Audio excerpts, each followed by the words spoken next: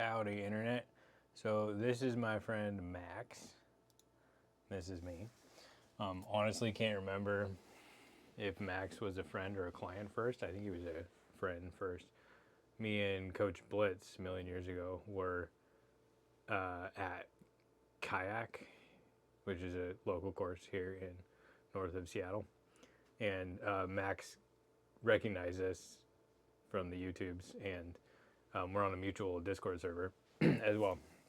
And he came up and introduced himself and said hi, and we have gotten to be friends since, and he's also been a client at times. So anyways, we met up at, this is North Park in Northgate, Seattle, Washington, for those of you who don't live here. We met up and played a short scatter round, and Max had me look at his form, and we figured some stuff out. And I took this video of him in efforts to coach on said form, and looking at it, I noticed a couple other things and asked him if he would be okay with me doing a review for the channel. So we will do that. And as always, I will send this video to him first to give final right of veto to if he doesn't want it up online for any reason, because that is how consent works. You heard it here first. So he gets final approval if it's okay to post or not. But part of the reason we met up at North Park was so that he could give me this lovely little device. This weighs 10 pounds. It is a steel club. It is for swinging. I'm not good at it yet, but you do stuff like this. So it's a kettlebell, but not forwards. It's a kettlebell for sideways. Why would you want a kettlebell sideways? Because it's the coolest thing ever. Like I've done this demo before of like, this can help you understand how to be centered. But kettlebells aren't designed to be swung laterally. Steel clubs or heavy clubs absolutely are. So Max introduced me to this. It was a thing that I was aware of. I did not at all realize how cool it is and how applicable it is to what we do. So I am now going to be doing the best I can to study that stuff because it's really cool. So thank you, Max, for the gift of letting me use your club. That's 10 pounds. And like, you know, I'm used to a 36 or 26 pound kettlebell. I'm like, 10, is that enough? And part of the reason Max gave me this is because he graduated onto a 15 pound.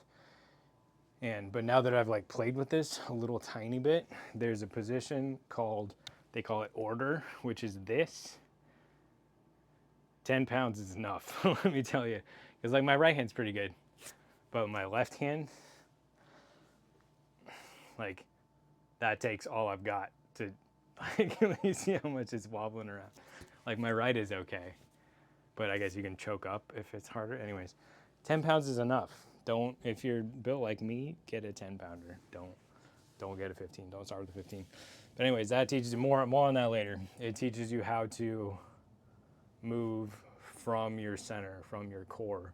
Because if you do it with your arm, it's not going to feel right and you're probably going to hurt yourself eventually. But if you are able to let your arm go and be at full extension and move from center, it's totally different. And it gives, for the way my brain works, it gives you way more better biofeedback than other movement disciplines that I've worked on. Anyways, enough about me, more about Max. So Max has a pretty functional throw, but he's always been chasing more distance and consistency.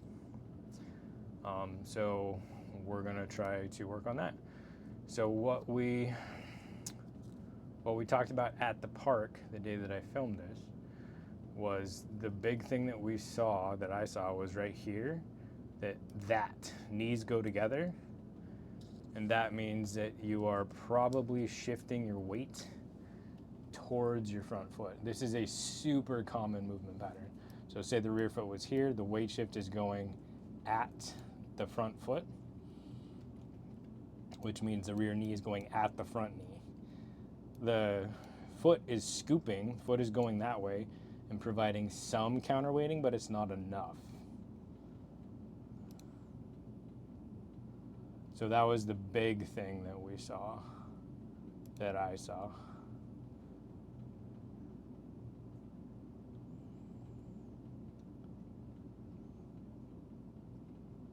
If we want to be nitpicky, we can also say, well, the disc is behind you now, and when that X step foot is going forward, might be when we would want to see a Paul Macbeth style pump.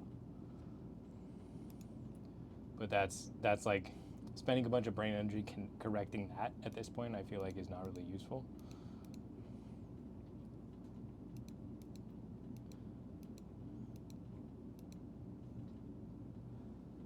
So that's the big thing, is just the balance.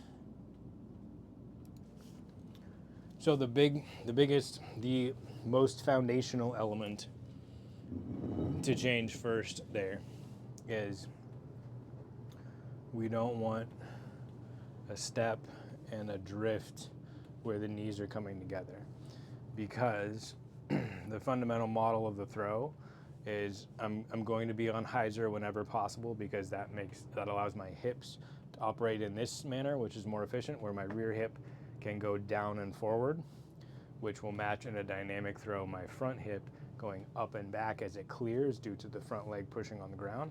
So you have an equal and opposite hip rotation, which allows your spine to stay relatively centered, which allows you to stay on a counterweight hyzer, and this is your backswing.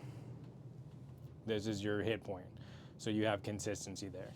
As soon as you get this off, then you set up on a hyzer, come forward, and here's your release. So then you have a tilt of 15 degrees that's changing from your backswing to your hit point.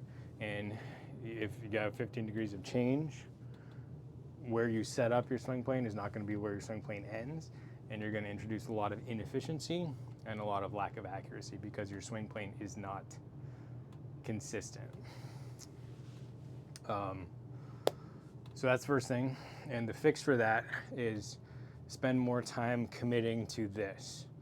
So in yoga, this is Warrior 3, where I'm making a strong line from fingertip to point of toes. I'm using a lot of back muscle and a lot of glute to keep that line stable. And that line becomes my axis of rotation. So if I get to be throwing and I have my rear foot here, my rear leg is not on my axis. So my axis in my spine is going to do its best job to realign to the axis of my leg. So what I want is here, where that axis from left toe to the top of my head is in line. If I get this out of position, if I leave my leg here and I go to throw, my body is going to try to correct my balance to that back leg. So I'm going to drift too far forward. My shoulder's probably going to get pokey because my body is trying to keep balance, trying to keep my spine in line with my rear leg. So what Max is doing is getting here, and then his spine is going to be in line with his rear leg. He's just going to be a little bit too upright at his hip point. So what I want to move towards is stepping into your plant position and having the leg drift to where it is on that axis again. So you're starting here, stepping, boom, your axis ends with the foot there. So what a progression-focused approach would be, okay, just do one leg standstills, establishing the axis statically, and then throwing by rotating on the axis, and then do a standstill, shifting into the axis. So you have some stagger and some offset, shifting weight to the back, coiling into the rear hip, shifting forward, drifting the rear leg into that axis, on axis counterbalance position, and then moving to one steps, stepping, drifting, same finished position, and then moving to full walk up, plant, drift. So you're always ending in this same position. As it gets more dynamic, it will be less leg actually here, and the leg will just be moving that direction and then bounce and then not go that way. But the principle is the same. You're just trying to get this counterweighted position to actually exist in your throw, which requires teaching your body it's okay to throw there, and then stress testing it and saying, okay, can I start a throw and have it finish there? And then can I start further and further back up the chain and have it still finish in the same spot? So that was the biggest thing that we saw. Then the next biggest flag that I saw, and this, I did not catch this until reviewing the video after hanging out at the park with Max. So Max is a new one. Slight elbow orientation issue. So you can see it here, the way that Max is orienting his elbow. If he were to bend the elbow would bend this way. So another way to say this is his elbow crease is pointed up, his elbow tip is pointed down, and that means the elbow is not going to blend on the shoulder plane. His elbow is not going to bend on the same plane that his shoulders are going to rotate on. So his elbow is oriented off of the plane of the throw, essentially. So what this means is that what is likely to happen, this may or not be the case with Max, is that the shoulder is likely to go up as the elbow bends, the elbow is likely to go down as the elbow bends, and the disc is likely to go up as that happens. So let's see if Max follows that movement pattern or not.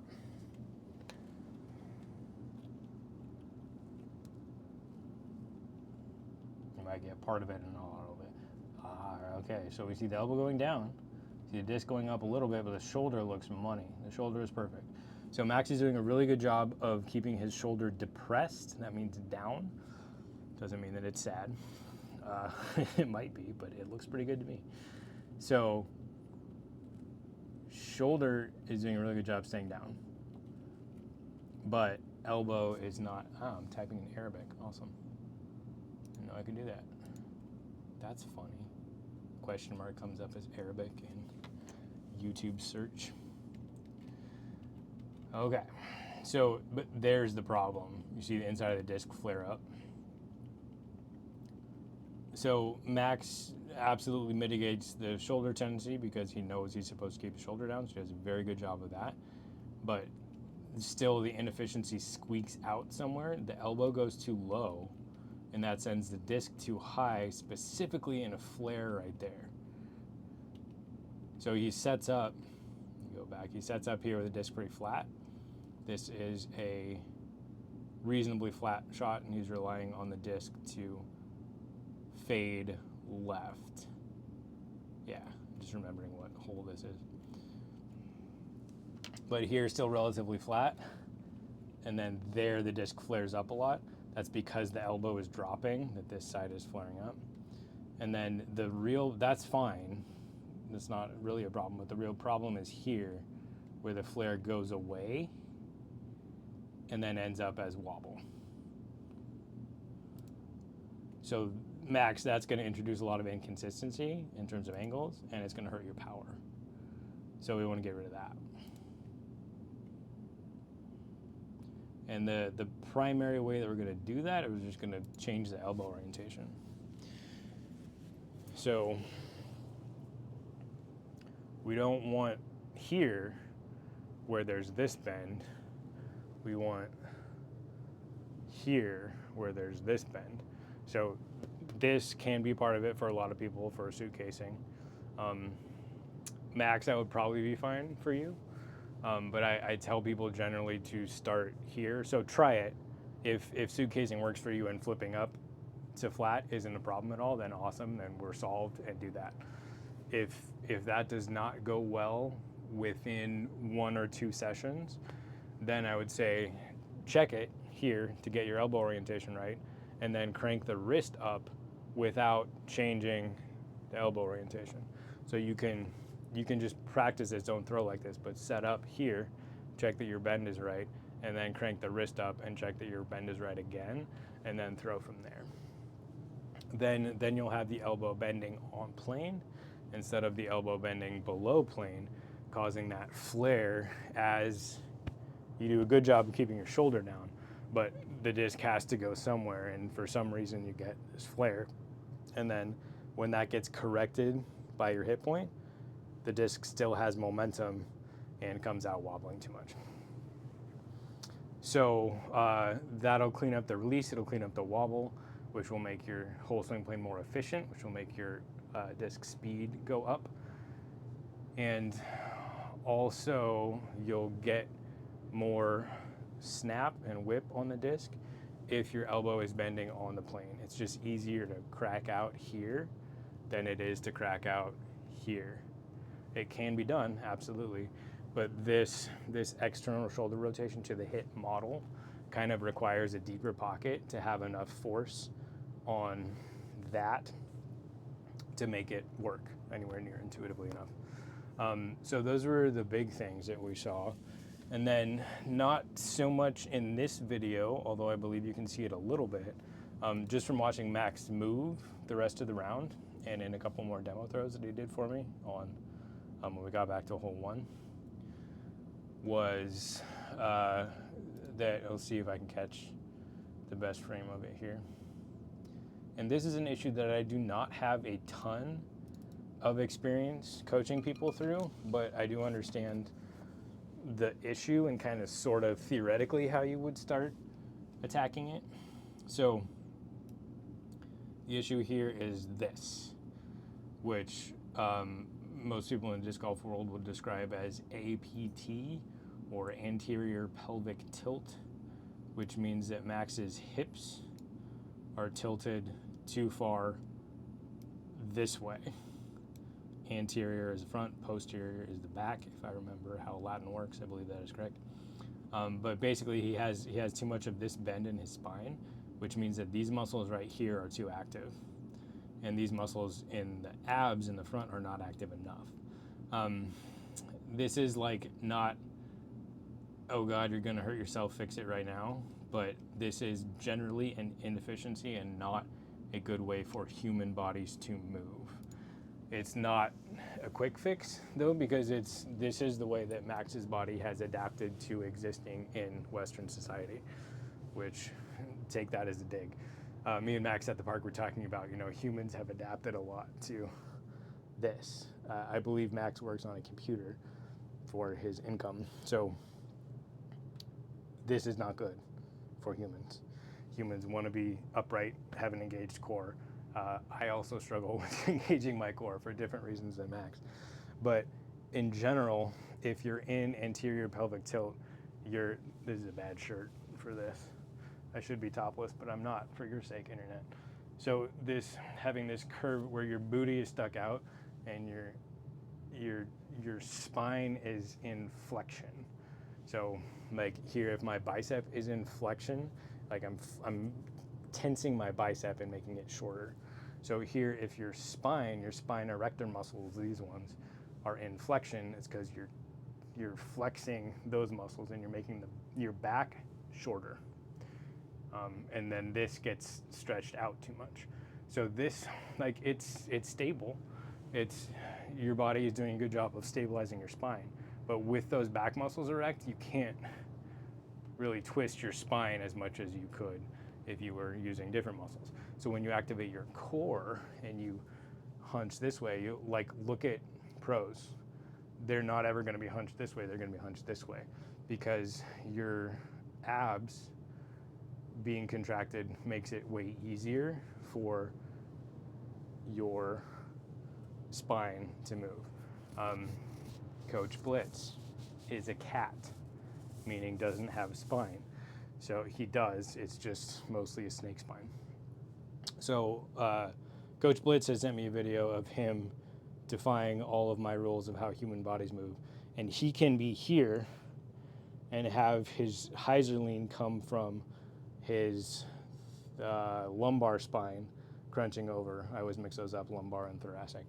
But he can be here, still have a ton of twist in his shoulders, and still have a ton of explosive twist in his shoulders to throw, but his hips don't have to move and his shoulders can just switch sides. Because you can still have a bunch of rotation when your core, your abs are tight, which is a better model for throwing because you want X factor, hip-shoulder separation. That's a lot of the power of an elite level throw. It's not a lot of the power of an amateur level throw, but it is a lot of the power for an elite level throw.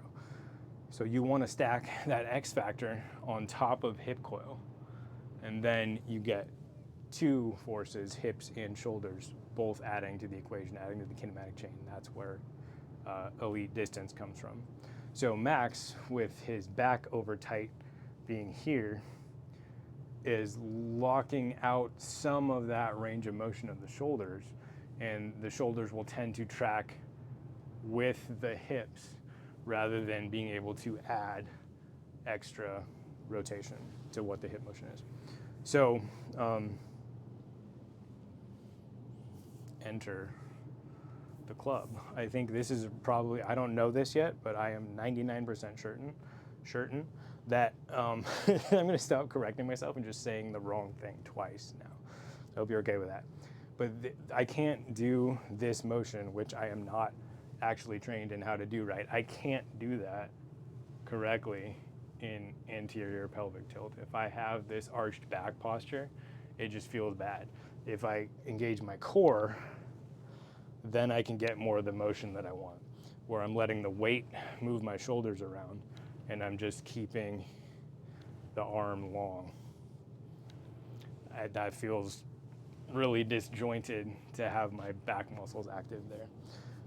So I am not a physical therapist.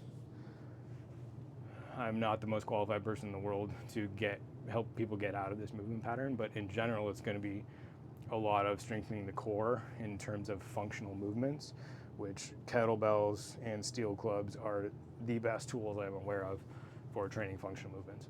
So I would look up that stuff or get in touch with a good physical therapist who has dealt with this issue if you struggle with anterior pelvic tilt and that's something you would like to address to help your disc golf game. Okay, so let's call it there. Thank you, Max, for the club and the round and letting me use your video for the channel. I hope this additional little bit that we didn't cover at the park is useful, and I'm looking forward to playing around again next time. All right, see you later, Internet. As always, housekeeping stuff. It's springtime here in the, which hemisphere do I live in? The northern hemisphere. In the Pacific Northwest, the sun is out, which means a lot of the competitive players have vamoosed from my Patreon. So there's a lot of space on the Patreon.